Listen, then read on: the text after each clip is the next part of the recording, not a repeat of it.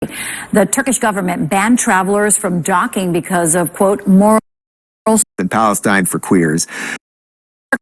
Miami government banned this week. Turkey didn't work out. They tried to get to Egypt, didn't work out. Here's NBC. For the second time this week, a gay cruise in the Mediterranean was denied entry. The Turkish government banned travelers from docking because of, quote, moral standards. At least 1,000 Americans are on board, including passengers from South Florida. Thomas Barker is from Miami. The 10-day trip was a gift to him from his husband. And so there are thousands of men who come to the ship to celebrate and to feel free to be who we are without any fear of homophobia or to be able to be ourselves in a public space. But that freedom of expression was challenged when the ship tried docking in Turkey.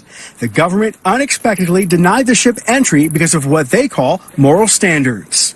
All right, now I know one of our panelists here is gay, so I want to give you a chance first. Ben, talk to me about this.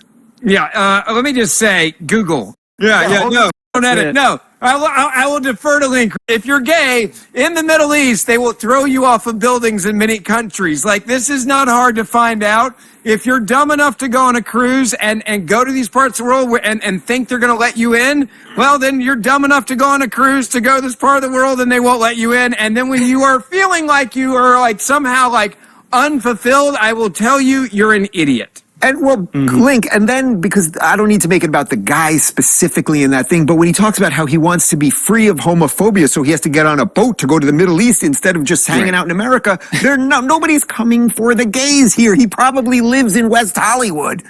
Right. I don't think these people are in Mensa because they and moan and complain about gay rights here in the United States of America when you guys have had gay marriage since the summer of 2015 with the Obergefell Supreme Court decision. So now you're going over there to try to go to Turkey. You're trying to go to Egypt. And now you're stranded on a cruise ship. 2,000 gays and Patti LuPone. This is like a Final Destination horror film. This would be my worst nightmare. I think we need to do a horror film. It's like Purgatory, 2,000 gays, stranded, rations are dwindling, alcohol is dwindling, the DJ has jumped ship. It's like floating monkeypox. It's like Survivor. I'm a celebrity. Get me out of here. But if you guys signed up to go on this cruise, you should have asked ChatGPT. Like Ben said, you could have asked Google. You could have done a modicum of research. And I've been saying all week, I'm not holding my breath for it. My hope is by the time these gays come home, they will have a sense of appreciation for the rights and liberties and freedoms we have in the United States of America, because Gay Inc. and all of these folks like to cosplay like they're oppressed and cosplay like they're victims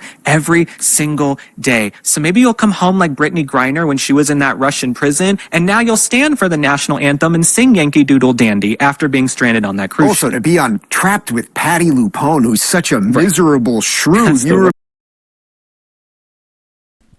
Shalom, shalom, Israel. First and foremost, I want to give all honor, glory, and praises unto YAHAWAH Hashem, YAHAWASHI Hashem, Rakwakwadosh. Double honors to the elders and apostles, great millstone. Shalom to the mighty Akim Wakwathim, who are diligently waiting to be delivered from this final captivity, as well as the speckled bird that may look like the other nations, but are actually Yasharallah. This is Brother Kawakab coming at you with another lesson. Today's lesson is going to be on this. Hold on, bear with me one moment.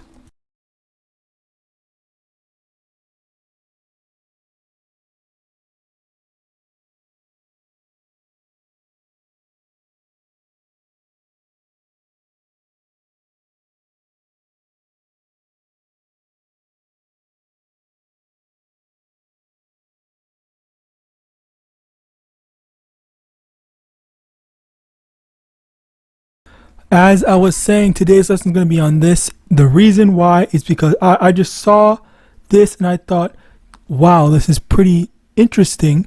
Where, number one, you have the two sides of this, where you have this alphabet person who is defending, who's on the side of defending, I was about to say the I word, but and the irony of it is that that's not even relevant to this.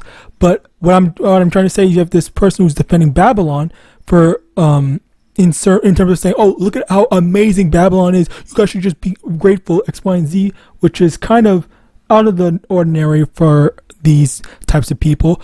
But the main thing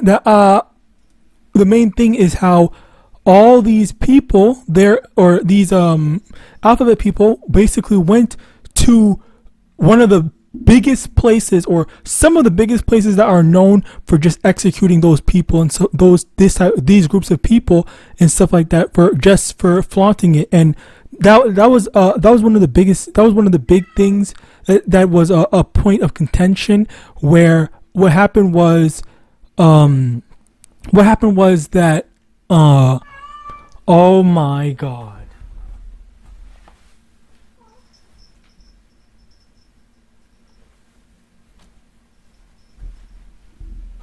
Slovakia. What happened was that there was in another media there was the complaints about Saudi Arabia owning esports and stuff like that. So as a result of that, what happened was the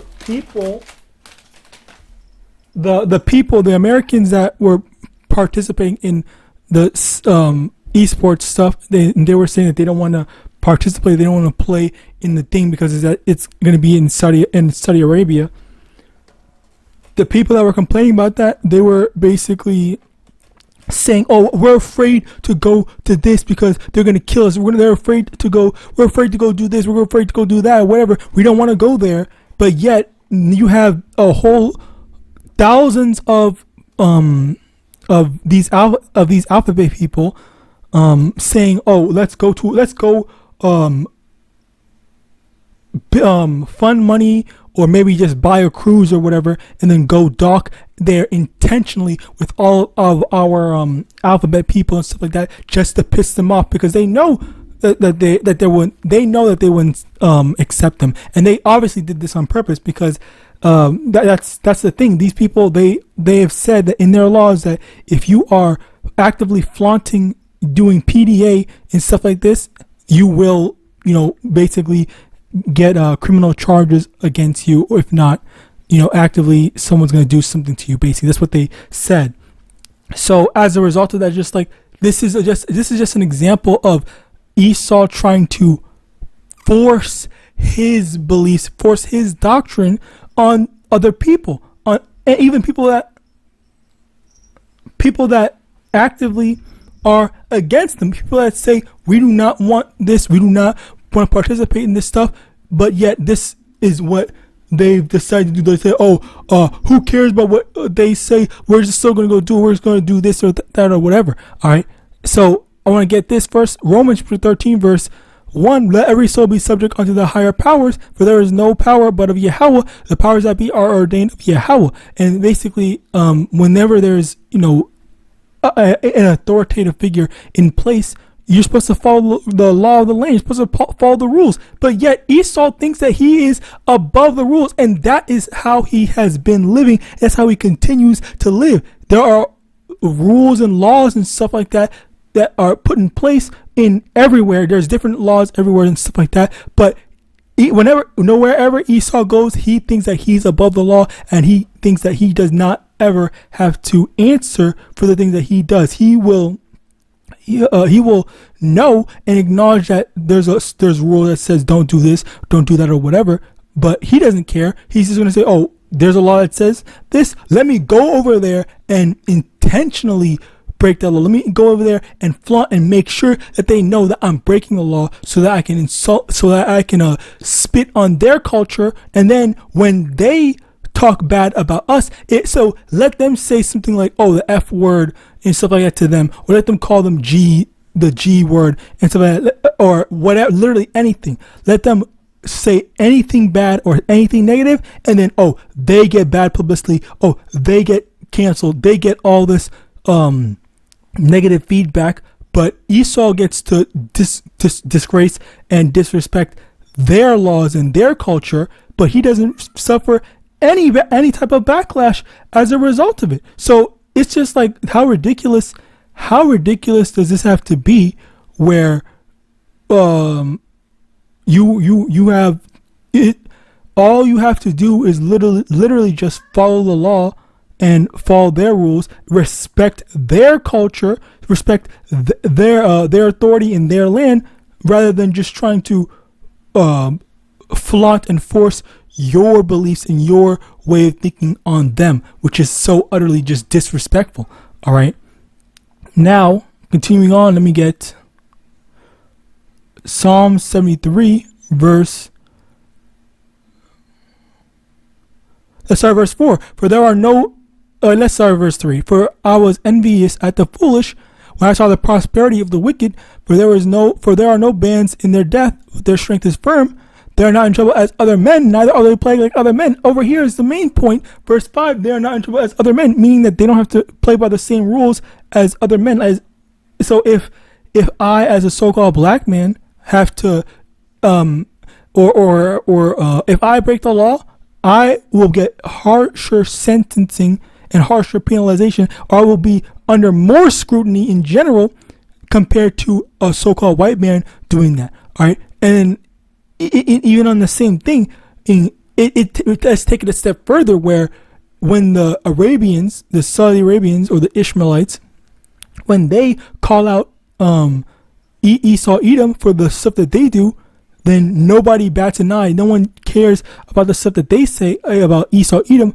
But when Esau Edom calls out other people, then everyone's like, oh my God, you're right. These people are so evil. These people are this, that, and the third. Where Esau gets to do whatever he wants. He did slavery. And then when other nations use slavery to get ahead or whatever, which I'm not justifying that because they're still wicked. But when other nations use slavery to get ahead in life, now it's, how dare you use slavery? You're so evil. You're so this and the third. When is a fucking American talking about how bad slavery is? And that's the irony of it, right? Where America thrived off slavery and never righted those wrongs, and so-called black people are still suffering to this day as a result of that. All right. Verse 6, therefore pride compasseth them about as a chain, violence covereth them as a garment. And that's the thing where, if things are going to go bad, well, guess what? We just have American might to protect us to do whatever we want. All right. And that's how evil, again, Esau is. Now, Jeremiah 51, verse 7, Babylon had been a golden cup in the Lord's hands that made all the earth drunken. The nation have drunken of her wine. Therefore, the nations are mad. And the wine is the doctrine, and other nations the other nations want to protect their people from their doctrine, because that's been a thing where in other nations like Africa, because I heard about Africa as well, what they do, I won't say it, I guess, but basically what they've been doing is Africa hates LGBT, I shouldn't have said that, but Africa hates alphabets. What else? It's also Saudi Arabia or the Middle East in general. They also hate the alphabet stuff. So as a result of that, that's this.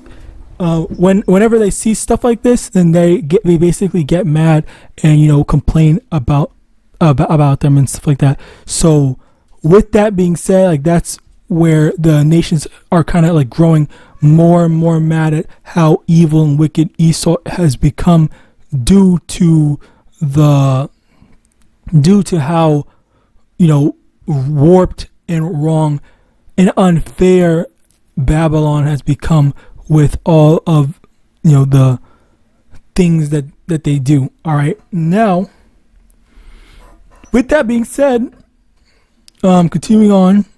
The nations are mad. So yeah, all these nations are actually mad at Esau, and they genuinely are growing more and more angry and more hateful towards Esau Edom.